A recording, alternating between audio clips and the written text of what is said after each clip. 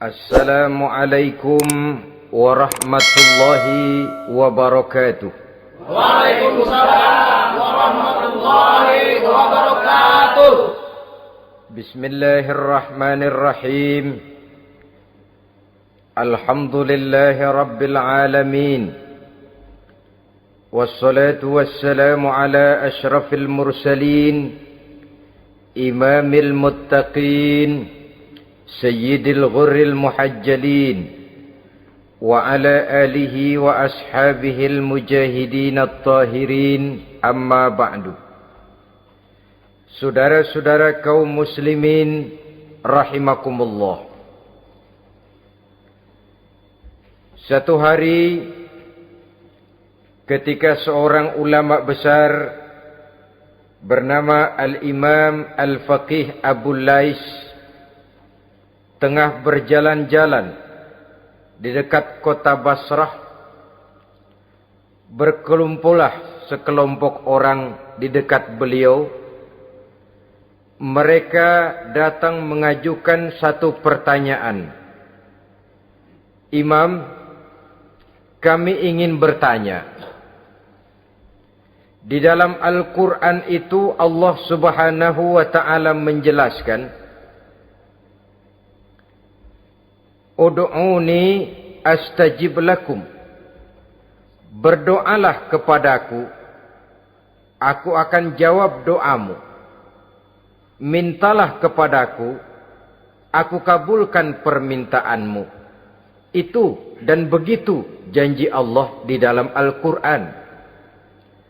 Kami, kata orang-orang tadi, sudah lama berdoa kepada Allah. Tapi kenapa sampai sekarang doa kami ini belum dikabulkan? Katanya, Ud'uni astajib lakum. Kalau kamu berdoa, aku jawab, aku penuhi, aku kabulkan doamu. Itu janji Allah. Kami sudah lama berdoa pagi, sore, siang, malam. Nyatanya sampai sekarang doa kami belum dikabulkan. Ini bagaimana? Apa ayat Quran salah? Apa Tuhan lagi lempengan nggak denger?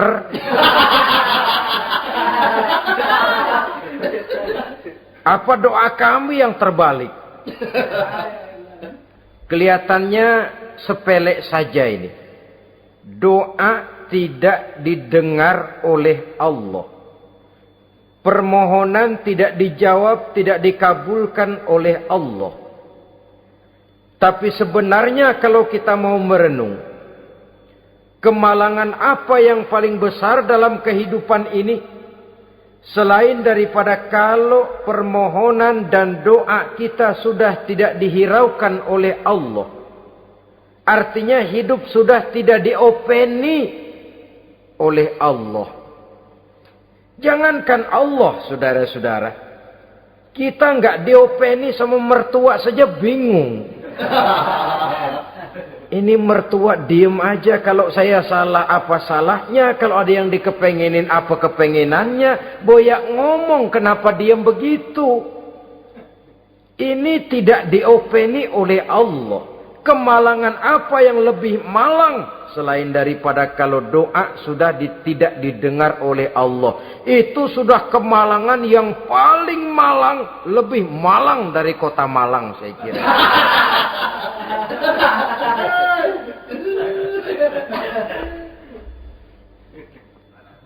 Menghadapi pertanyaan ini, Imam Al-Faqih Abu Lais senyum. Lalu beliau berkata, tuan-tuan, tahu kenapa doa tuan-tuan tidak dijawab, permohonan tidak dikabulkan, Allah sudah tidak memperdulikan tuan-tuan ini? Kami tidak tahu, Imam, maka kami bertanya. Begini, hati tuan-tuan itu mati. Dari hati yang mati, channel tidak nyambung kepada Allah. Dari channel yang putus tidak ada getaran strom. Bagaimana akan timbul gejala? Hatimu mati, jadi pantas kalau doa tidak dikabulkan, permohonan tidak dipenuhi, doa tidak terjawab, hatimu mati. Saudara-saudara kaum muslimin, dari hati yang mati ini, getaran tidak akan sampai ke hadratullah azza wa jalla. Nah, ini juga satu penyakit yang kita sangat khawatirkan, yaitu apabila hati kita sudah mati selagi jasad masih hidup. Artinya, jadilah kita bangkai berjalan di hadapan Allah subhanahu wa ta'ala. Sementara kita sangat disibukkan dengan menggali berbagai macam jenis obat penangkal penyakit zahir. Dan kita kurang perhatian untuk mencari obat penangkal penyakit batin yang kalau diserang penyakitnya menghancurkan kehidupan abadi di akhirat nanti. Perkembangan ilmu kedokteran nyata benar diikuti dengan perkembangan jenis-jenis penyakit. Makin maju ilmu kedokteran, makin modern penyakit. Ngerti juga rupanya itu penyakit. Dulu kita tidak kenal yang namanya AIDS. Kita tidak tahu yang namanya liver. Kita tidak kenal yang namanya stres. Paling yang banyak cika, masuk angin, dan sebagainya. Tapi baiklah, penyakit-penyakit batin yang menyebabkan hati menjadi mati, dan dari hati yang mati, doa tidak naik, tidak didengarkan oleh Allah subhanahu wa ta'ala. Nah, kata orang-orang tadi, yang menyebabkan hati kami mati ini apa, Imam? Beliau menjawab, pertama, araftumullaha wa lam tu'tuhu haqqahu. Yang menyebabkan hatimu jadi mati, pertama, kamu kenal benar kepada Allah, tapi haknya untuk disembah, kewajibanmu untuk menyembah, tidak pernah kamu laksanakan. Bagaimana Allah tidak akan jauh dari kita kalau kita tidak akan mengadakan pendekatan kepadanya. Dan pendekatan kepada Allah hanya bisa kita tempuh melalui jalur kegiatan ritual ibadah. Allah akan terlalu jauh apabila kita hanya membicarakannya lewat filsafat dan renungan yang mendalam.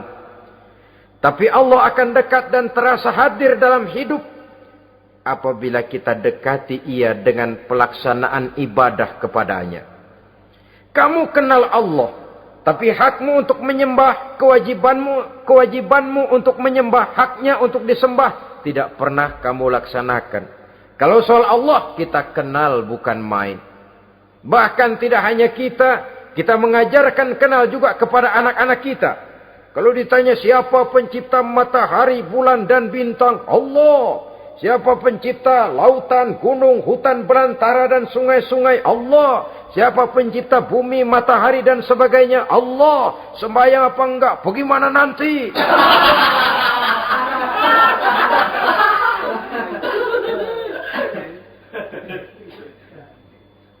Tanpa pendekatan, Allah akan jauh. Apabila Allah jauh, maka doa tidak akan didengarkan olehnya. Oleh sebab itu, logika mengajarkan kepada kita, berpayahlah dulu, wa man ladzatu illa ba'da ta'ab, inna ma'al usri yusra. Di balik kesulitan menunggu kemudahan. Nikmat baru akan terasa, kelezatan hidup baru akan terasa setelah kita jerih payah banting tulang peras keringat. Rasanya memang lebih nikmat sepotong singkong hasil cucuran keringat sendiri ketimbang roti dijejelin orang. Ini berarti kita ingin mohon pertolongan kepada Allah. Sementara dengan Allah sendiri kita jauh. Sama saja dalam kehidupan kita analoginya, saudara-saudara. Orang tidak kenal kepada saudara. Tahu-tahu jauh dari saudara. Tahu-tahu datang mau minjem duit. Apa kesan saudara? Enak aja, kenal enggak, dekat enggak, datang-datang mau minjem duit. Emang duit percetakan bapak lu?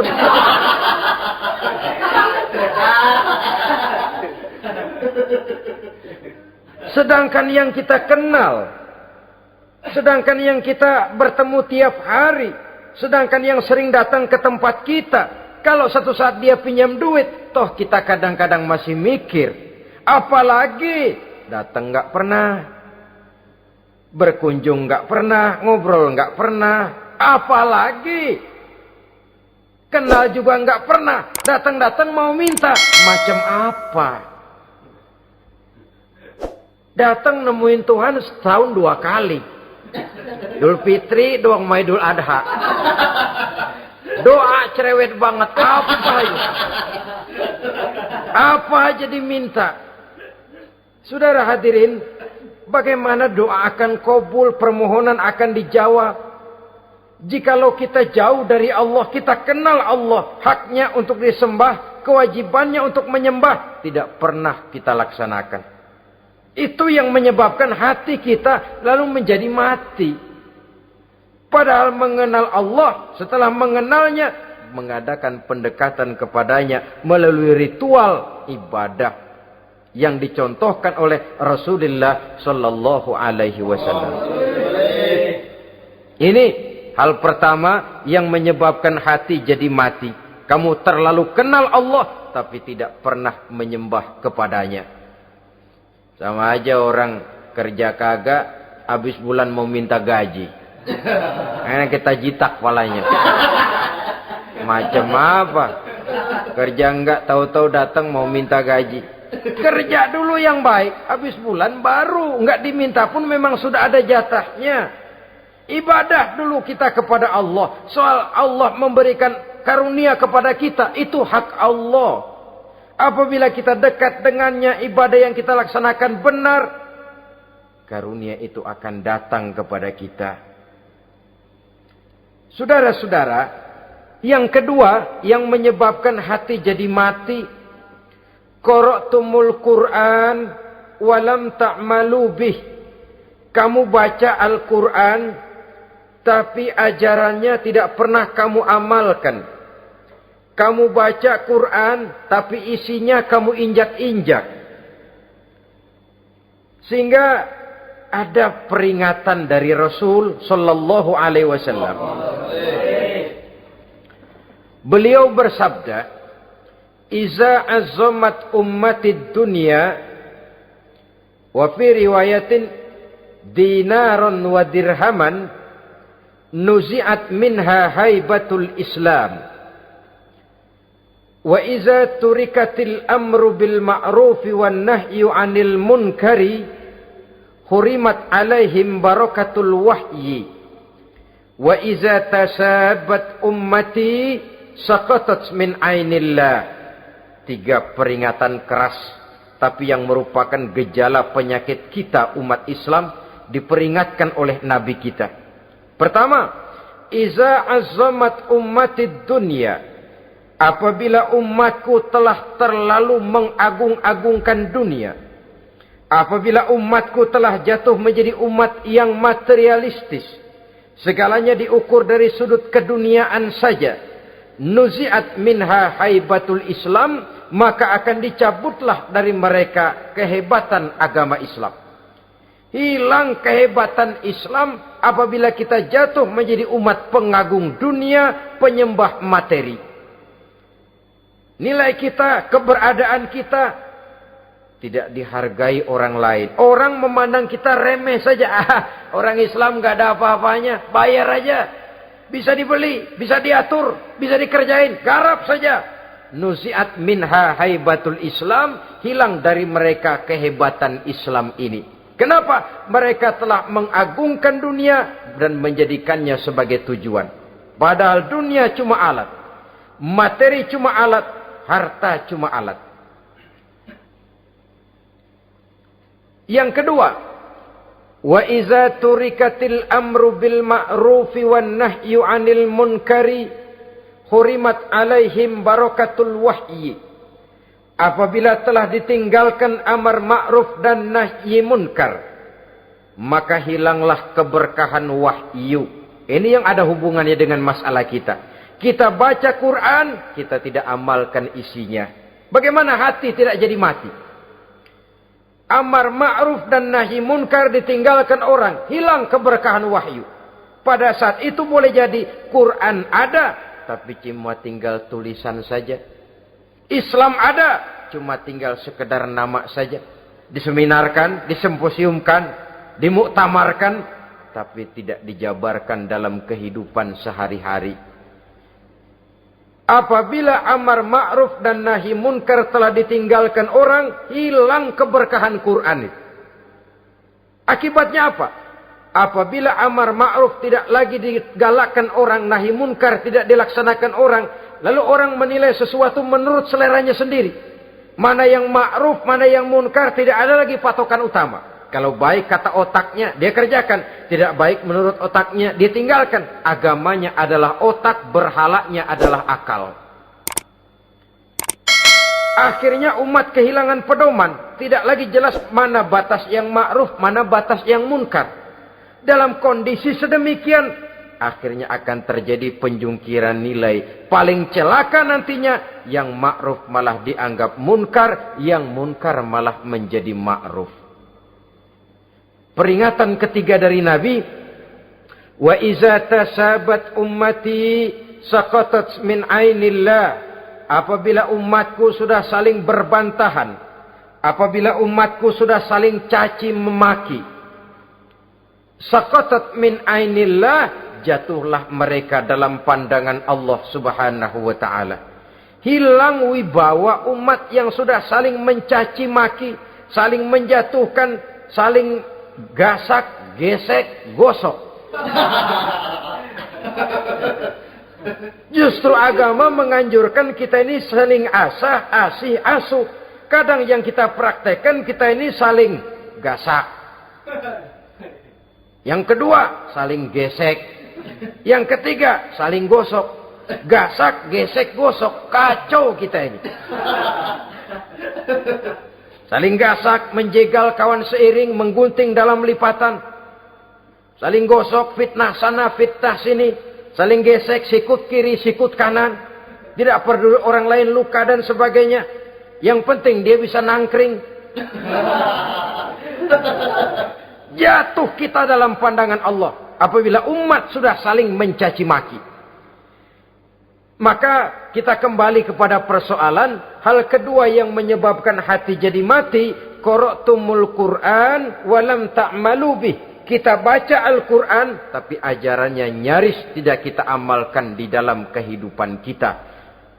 Akibatnya, hati lalu jadi mati. Itu yang kedua.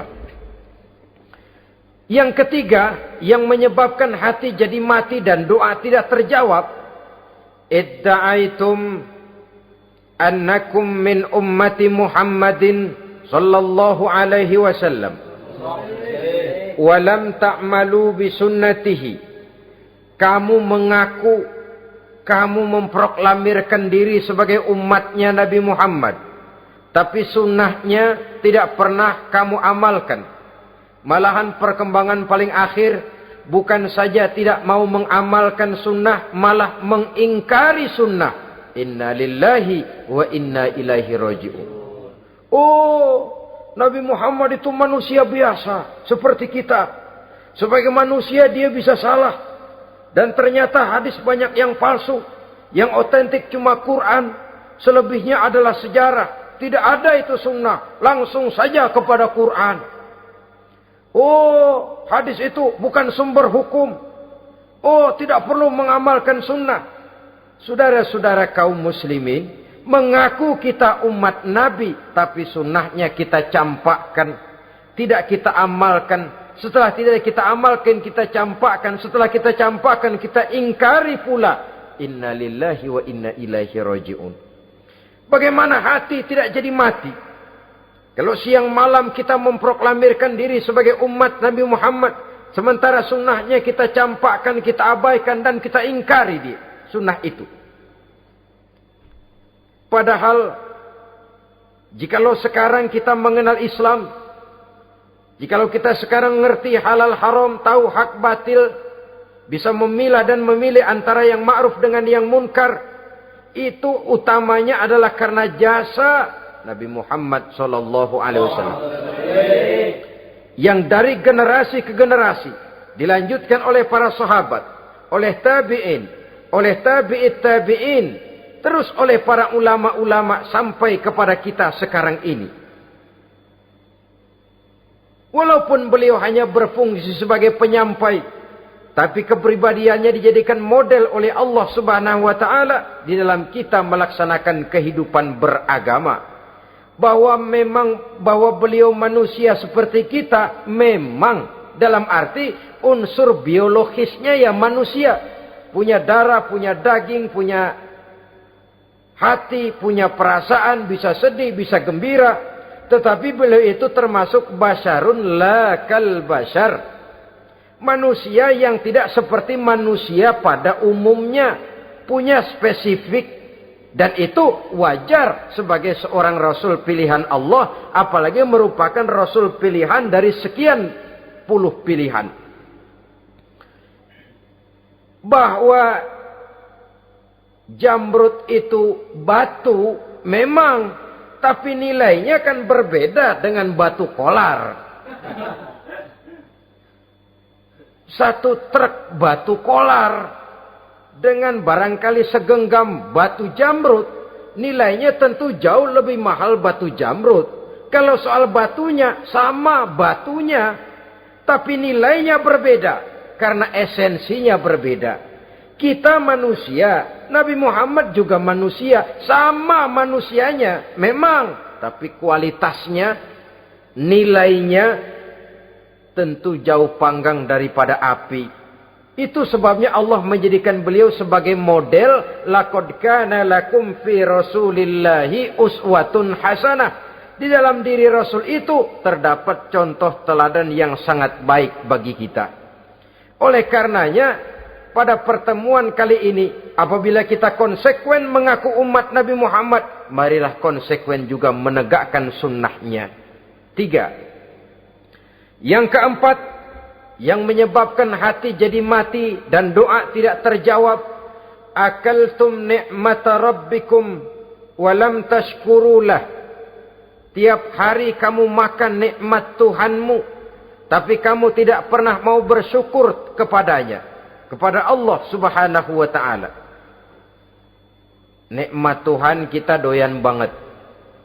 Tidak pernah sehari dan sesaat pun terlepas diri dan hidup ini dari nikmat-nikmat yang diberikan Allah. Sejak kita bangun tidur sampai tidur kembali, bahkan tidur itu sendiri, di pasar, di sawah, di kantor, dimanapun kita berada, nggak pernah nikmat Allah berhenti. Hidup kita dalam alam diberikan segala fasilitas untuk menunjang kehidupan. Nggak pernah Allah pasang pajak matahari, nggak pernah Allah pasang pajak gas udara. Nikmat-nikmat yang banyak itu tiap hari kita kecap, tiap hari kita nikmati. Tapi kita tidak pandai bersyukur. Padahal Allah memberikan peringatan keras dalam hadis qudsinya. Man lam yashkur ala na'mai walam yasbir ala balai falyakhruj min tahti samai wal yatlub rabban siwaya. Siapa yang tidak mau bersyukur terhadap nikmat yang aku berikan kepadanya dan tidak mau bersabar terhadap ujian yang aku berikan kepadanya, silahkan keluar saja dari kolong langit ini dan cari Tuhan selain aku. Diusir oleh Allah.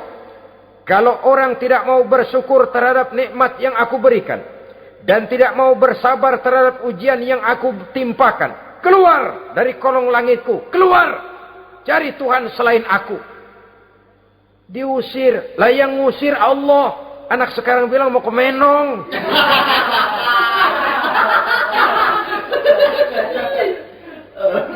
Kalau diusir kita dari Jakarta, masih bisa pindah ke Bandung. Diusir kita dari Bandung, bisa pindah ke Jogja, Solo. Diusir kita dari Indonesia, bisa pindah ke Singapura, Malaysia. Diusir dari kolong langit, mau cari langit mana lagi? Kalau kau tidak mau mensyukuri nikmatku, tidak sabar terhadap ujian yang aku berikan kepadamu, keluar saja, keluar dari kolong langitku ini, cari Tuhan selain aku.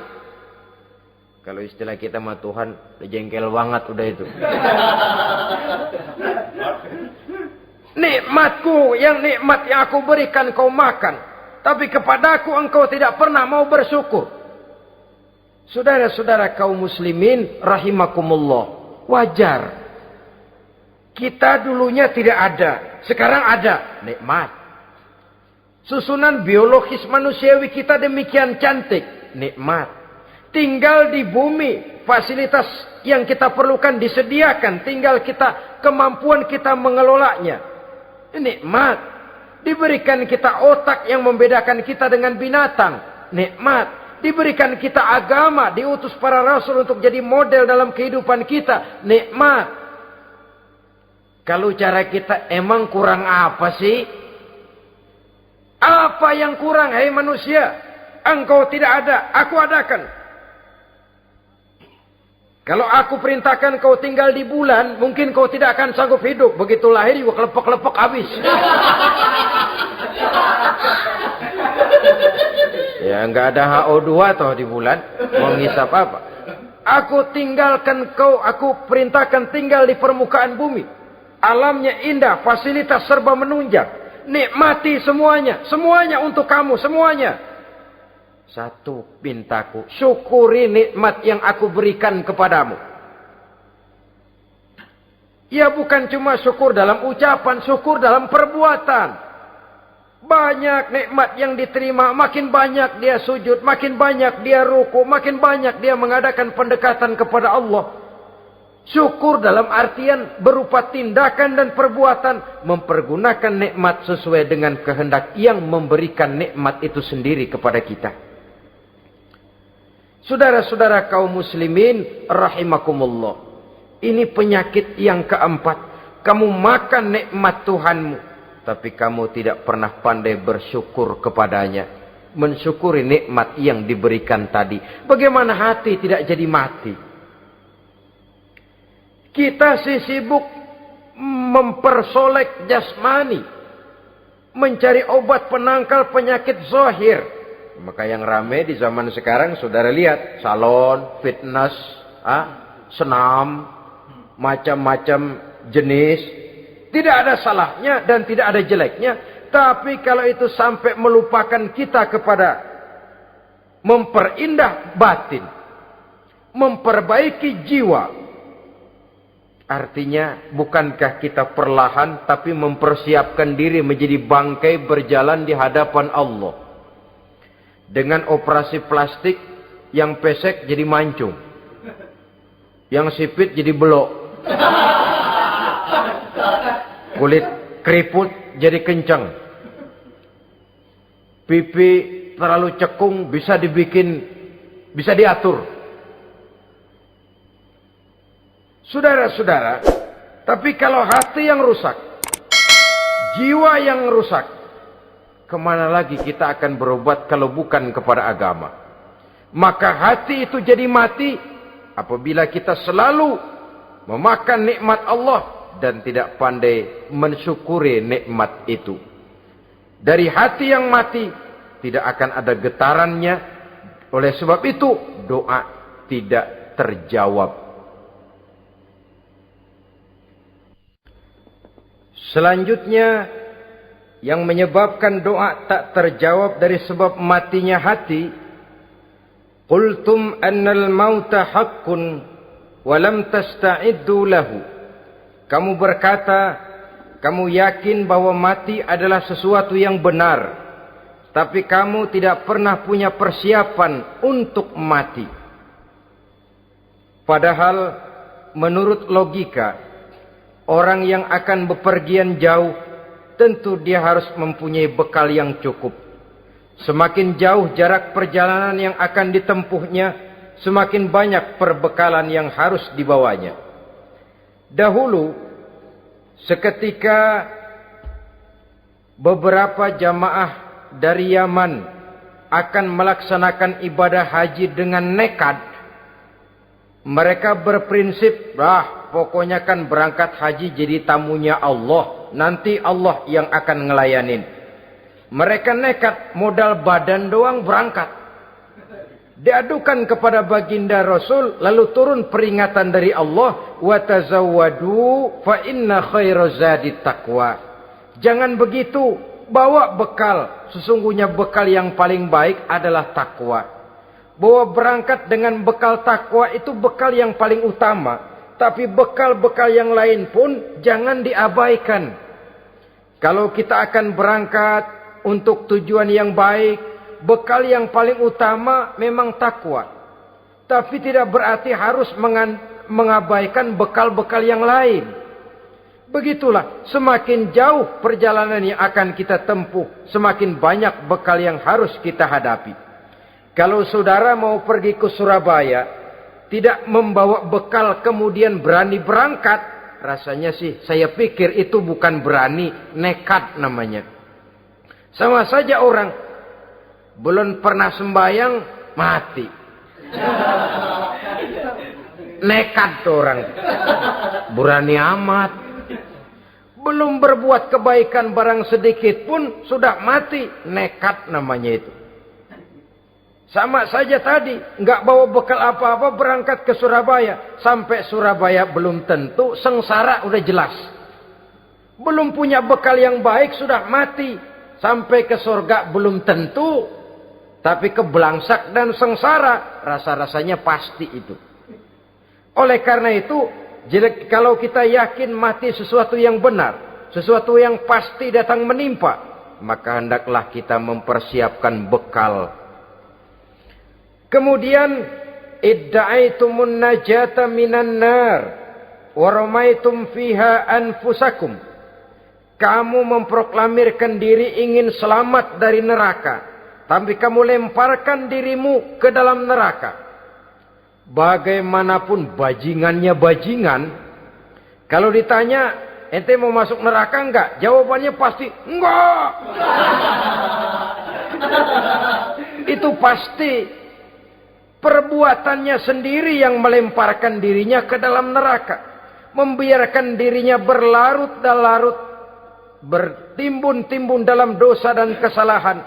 Dan tidak akan ada niatan untuk memperbaiki diri.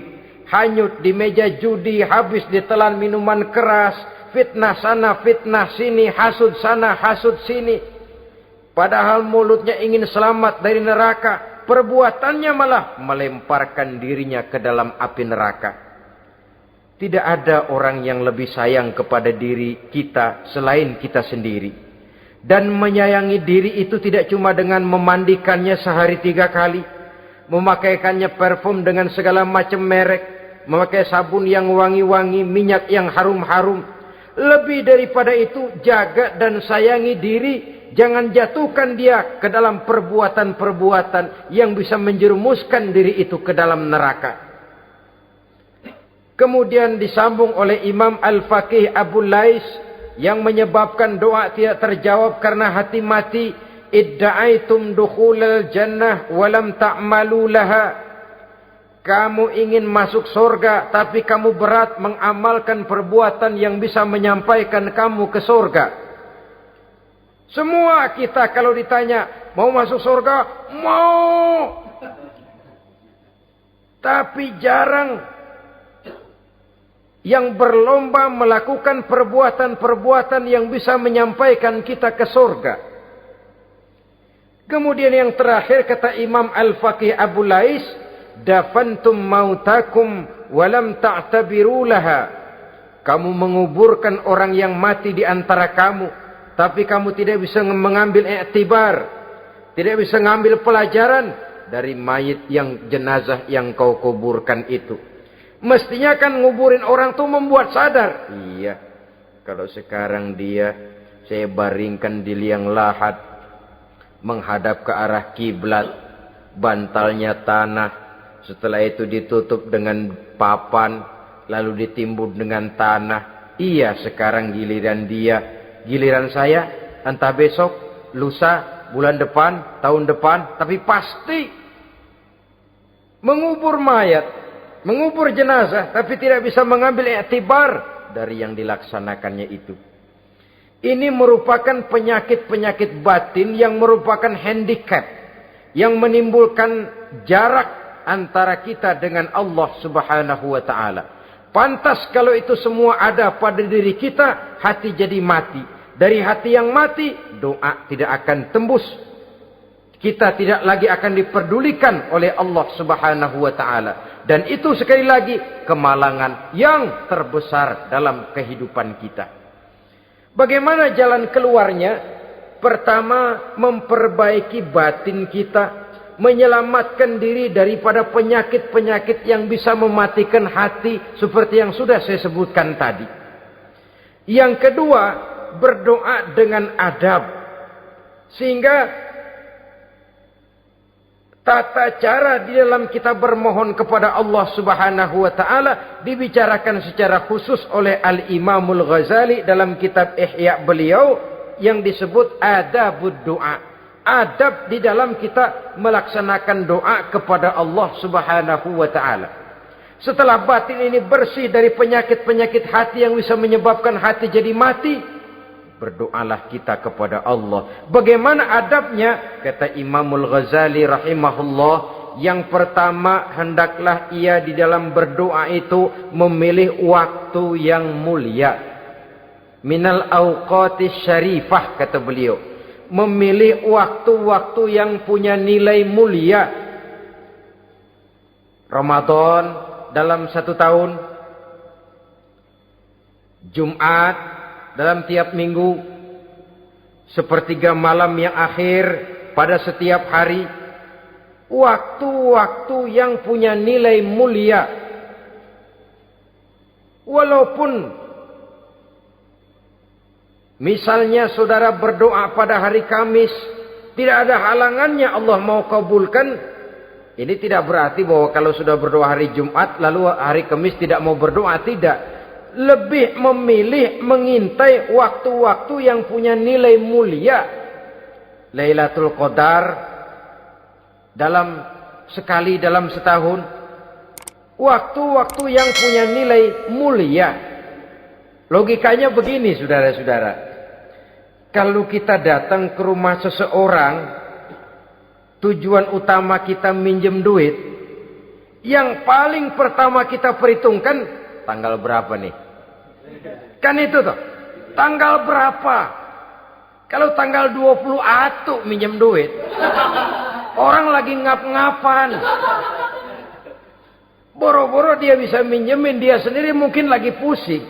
Kita lebih dulu kita amatin tanggal berapa nih? Yang enak sore apa siang? Jam 2. Jam 2 dia baru pulang dari kantor, tapi giliran tidur. Kalau dia tidur dibangunin, datang mau minjem duit, kagak dimaki-maki sudah kebagusan deh. Kan kita lihat waktunya, timingnya kata orang sekarang. Tanggal berapa, sore, apa malam, apalagi gulem, apa terang bulan. Itu semua sudah kita atur sedemikian rupa. Memilih waktu. Yang kedua kata Imamul Ghazali, memilih keadaan yang istimewa. Kalau tadi soal waktu, yang kedua soal keadaan. Ada situasi-situasi di mana doa itu diijabah oleh Allah Subhanahu wa taala. Di antaranya kata Imam Abi Hurairah, "Inda zahfis sufuf fi sabilillah." Pada waktu mengatur barisan perang membela agama, di situ doa kabul. Inda nuzulil ghais, ketika turun gerimis, di situ doa makbul. Inda iqamis shalah, ketika salat mau didirikan, riwayat lain bainal azan wal iqamah, antara azan dan qomat, di situ doa makbul. Itu memilih keadaan-keadaan. Kemudian yang ketiga kata beliau, berdoa menghadap kiblat. Ya, apa kalau doa madhab mudik Tuhan gak tahu? Tahu. Tuhan gak dengar? Dengar. Cuma lebih etis. Lebih etis kalau kita berdoa menghadap ke arah kiblat. Saudara-saudara kaum muslimin rahimakumullah.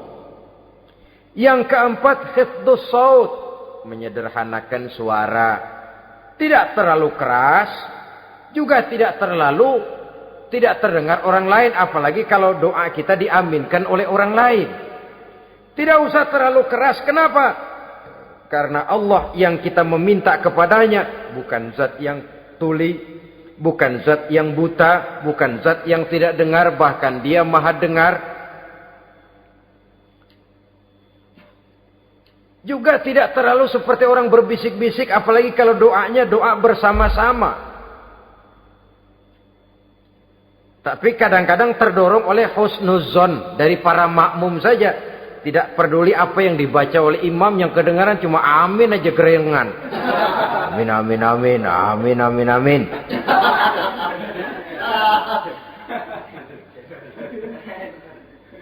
Juga tidak terlalu keras.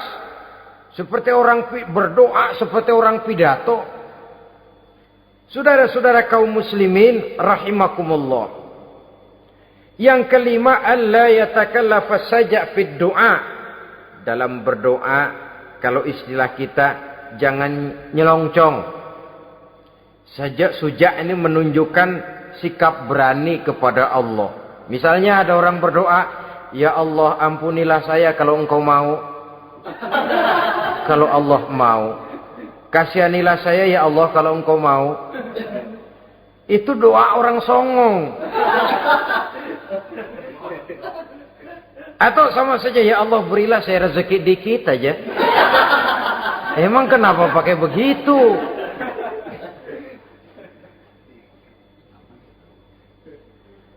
Allah yatakallafa saja fid du'a. Yang keenam kata Imamul Ghazali, at-tadarru' wal khusyu'.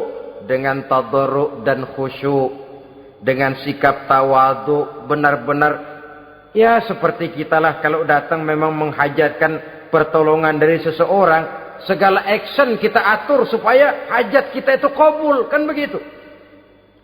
Kadang-kadang istilah orang kalau perlu ngesor mah ngesor dah, yang penting permintaan dikabulkan, gitu saja. Kita lihat sekarang ini. Ramai orang bicara soal film-film Parno. Kelihatannya pendatang-pendatang baru, pokoknya asal bisa main dah, bugil ya bugil dah. Yang penting nyohor, bisa tampil. Walaupun dalihnya semua sama, mula-mula cuma iseng. Adegan panas bagaimana? Kalau tuntutan skenario apa boleh buat? Apa boleh buat? Emang nggak bisa milih. Setelah film beredar baru saya juga jijik ngeliat, lah tadi kemana waktu bikin? Udah jadi baru jijik, bikinnya merem memang itu.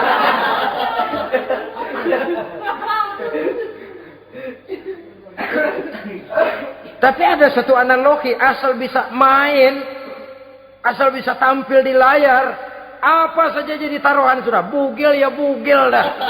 Enggak soal dah. Pokoknya bisa main, tampil, nyohor. Masuk koran. Udah seperti kata-kata orang Arab. Bul ala zamzam fatu'raf. Kalau pengen terkenal, kencingin sumur zamzam. Artinya apa? Bikin yang aneh-aneh. Yang orang gak kerjain, kerjain. Ntar ngetop.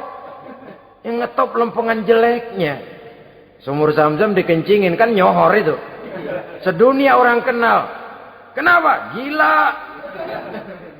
Saudara-saudara kaum muslimin rahimakumullah. Sangat kita sayangkan kalau lalu orang berlomba-lomba dengan cuma modal paha mulus, wajah cantik, dimauin apa saja mau lalu bisa tampil.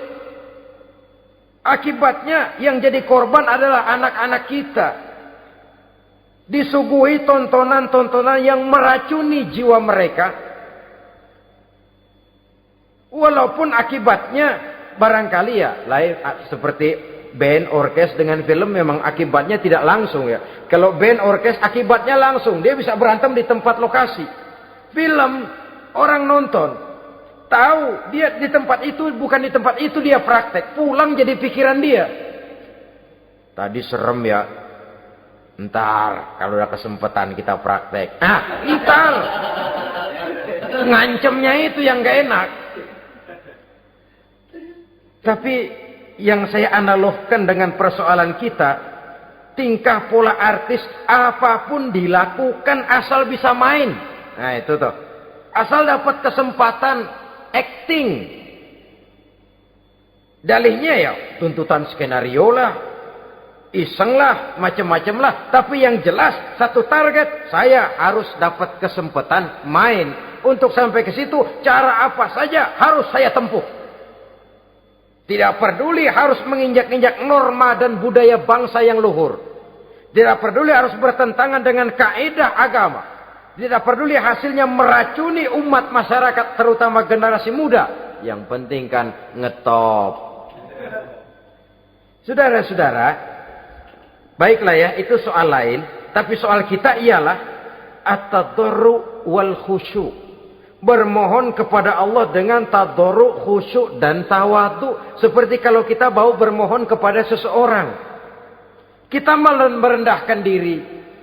Pak, saya memang orang gak mampu, Pak. Utang saya udah selebar kampung, Pak. Anak udah 16 seperempat. Apa saja kita meratap, menghibah, mengeluh, merintih. Ujungnya kan, yang penting gue minjem duit dapat dah. Apa kayak diomongin, pokoknya pulang bawa duit, itu saja. Itu strategi manusiawi. Kalau ini kita adakan konteks, oh iya, kepada Allah lebih lagi kita tadarru, khusyuk, tawadhu. Doa dengan tawadhu, sebab kita akan bermohon kepada yang serba maha. Menghadap ke arah kiblat, duduk bertafakur dengan khusyuk, tawadhu. Jangan doa sembari tolak pinggang.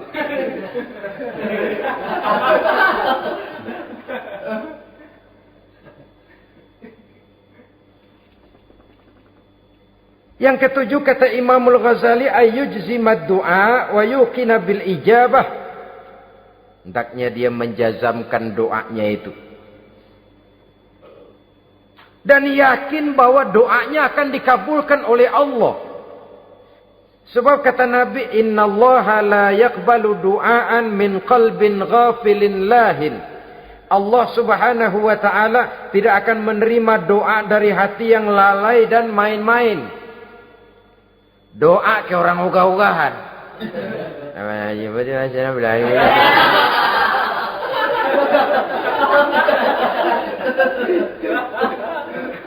Kali malaikat nyongok dong, lu minta apa lu?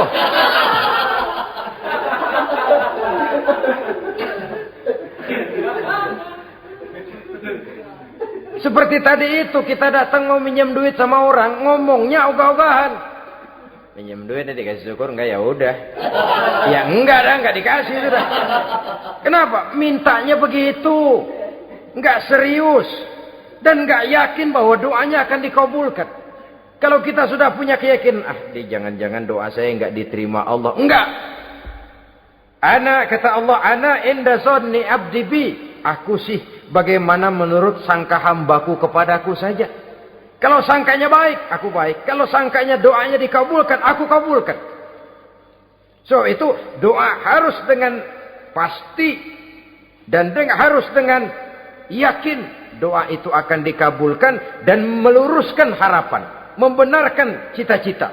Meluruskan maksud apabila doa itu dikabulkan oleh Allah subhanahu wa ta'ala. Saudara-saudara, oleh karenanya jangan doa setengah hati. Jangan berdoa sambil main-main.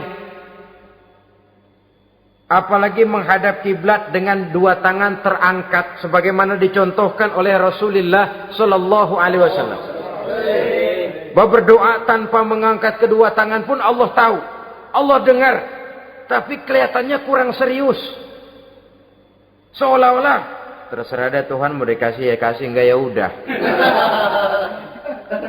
Seolah-olah kita tidak serius dalam berdoa. Kemudian yang berikutnya kata Imamul Ghazali, ayyaftatahad du'a bi zikrillah fala yabda'u bisu'al.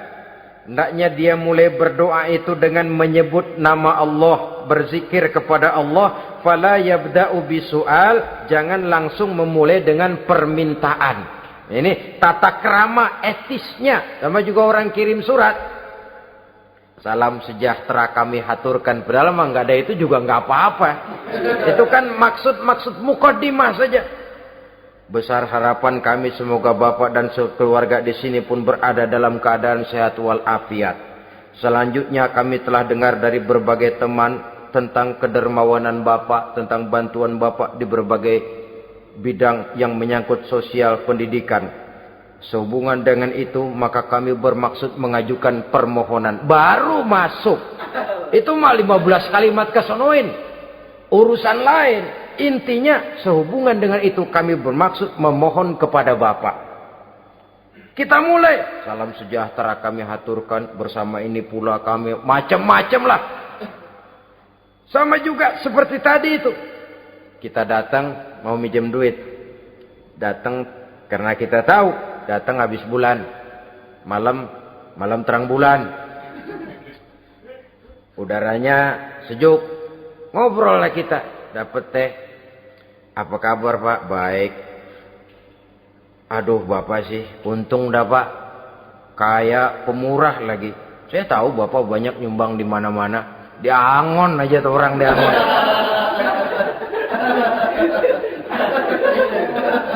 Kira-kira udah mau telap aja baru dikedat. Ngomong-ngomong Pak. Nah. Mulai nih kalau udah ngomong-ngomong. Ngomong dah tuh mulain. Baru masuk. Jadi etisnya berdoa itu dimulai dengan zikrullah.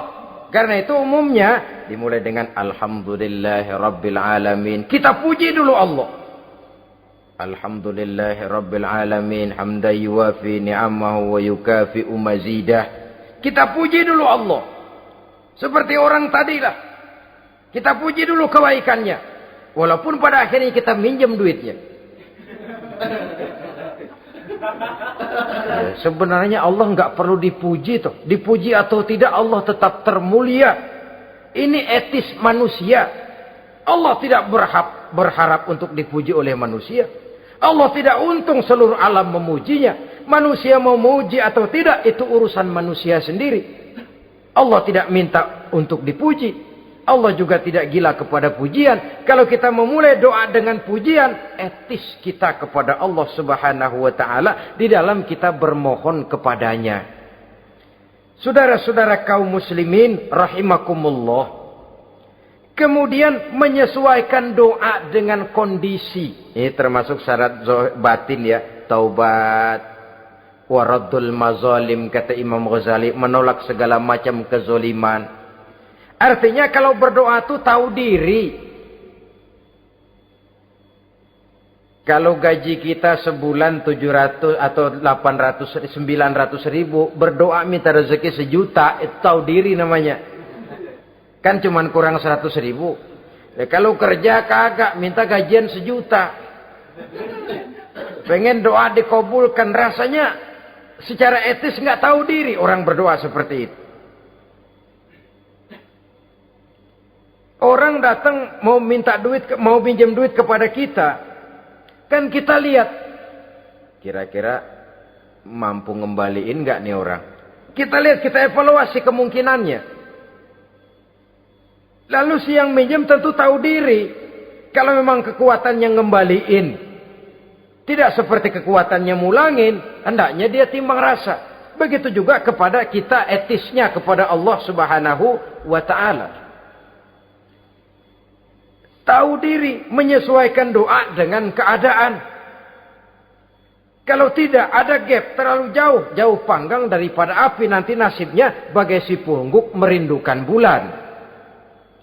Apabila adab-adab di dalam berdoa ini kita perhatikan, sejak dia dari adab yang zahir sampai kepada adab yang batin, kemudian penyakit-penyakit yang membuat hati itu jadi mati, maka insya Allah doa kita dijabah oleh Allah Subhanahu wa ta'ala.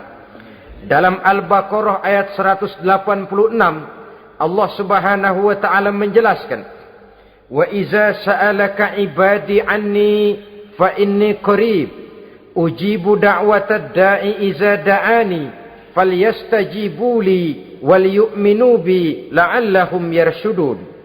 Apabila hambaku bertanya kepadamu Muhammad tentang aku, kata Allah, fa inni qarib, katakan kepadanya, aku dekat sekali dengan mereka. Ujibu da'watad da'i iza da'ani, aku akan jawab, aku kabulkan permohonan orang-orang yang berdoa kepadaku. Falyastajibuli wal yu'minu bi, maka hendaknya mereka juga menjawab panggilanku atas dasar iman kepadaku. La'allahum yarsyudun, semoga dengan ini mereka kelak mendapat petunjuk. Saudara-saudara, Al-Baqarah 186 ini dengan nyata menjelaskan kepada kita, Allah akan menjawab doa, mengabulkan permohonan apabila kita falyastajibuli wal yu'minu bi, juga menjawab panggilan Allah atas dasar beriman kepadanya. Logikanya tadi itu, araftumullaha wa lam tu'tuhu haqqahu. Kita tidak pernah mau menjawab panggilan Allah sementara kita berharap doa kita dijawab oleh Allah. Apa enggak pincang? Apa enggak berat sebelah? Panggilan Allah kita berat memenuhinya, sementara kita sangat berharap agar permohonan kita, seruan kita dikabulkan oleh Allah. Menjawab panggilan Allah atas dasar beriman kepadanya. Kenapa? Ada orang menjawab panggilan bukan berdasarkan iman, tapi karena target lain. Datang sembahyang Jumat paling dulu, target utamanya pulang juga paling dulu nyabet sendal, nyabet sepatu. Menjawabnya ya, tapi tidak karena iman. Jadi apabila kita rajin menjawab panggilan Allah atas dasar beriman kepadanya, maka seruan, permohonan, doa niscaya dikabulkan olehnya. Ini saja, mudah-mudahan ada manfaatnya. Terima kasih atas segala perhatian. Mohon maaf atas segala kekurangan. Usikum wa nafsi bitaqwallah. Wassalamualaikum warahmatullahi wabarakatuh. Waalaikumsalam warahmatullahi wabarakatuh.